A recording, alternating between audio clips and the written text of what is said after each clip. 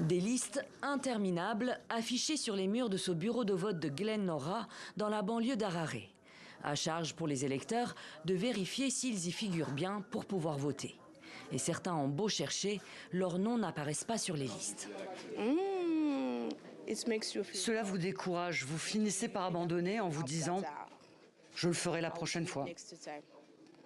Pour ceux plus chanceux qui peuvent voter, commence alors l'attente interminable, elle aussi.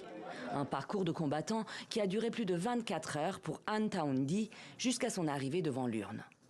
Hier, on voulait voter, mais on a été frustrés par la procédure. On a perdu toute notre journée à attendre les bulletins de vote. Je suis rentrée chez moi, je suis revenue ici, et puis j'ai entendu au téléphone que les bulletins étaient arrivés à 2 heures du matin. Alors, je suis venue voter. C'est vraiment honteux, parce qu'on pensait qu'on aurait terminé ce processus hier. Certains d'entre nous étaient censés aller travailler aujourd'hui. Maintenant, ils sont empêchés d'aller bosser. La situation au Zimbabwe est telle qu'on doit travailler. On est vendeur, on travaille seul. Ça nous prive de notre gagne-pain. Le scrutin devait se clore mercredi. Mais c'était sans compter des retards majeurs dans la livraison des bulletins de vote qui, par endroits, étaient encore en cours d'impression. Des foules d'électeurs furieux et épuisés ont donc dû patienter, pour certains, toute la nuit.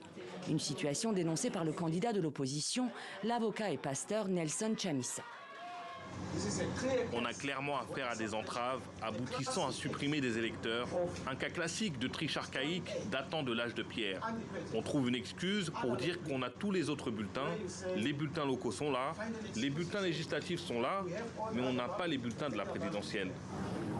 Face aux accusations de fraude, le président sortant Emmerson Mnangagwa, 80 ans et candidat à sa propre succession, a dû prolonger le scrutin de 24 heures. Mais alors que le vote se poursuivait jeudi dans la région d'Harare et dans l'est du pays, bastion de l'opposition, le dépouillement, lui, avait déjà commencé dans la nuit dans d'autres bureaux.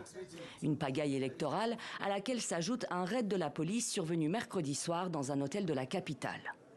39 observateurs électoraux zimbabwéens, membres de 2 importantes organisations pro-démocratie, ont été arrêtés, leurs ordinateurs et téléphones saisis.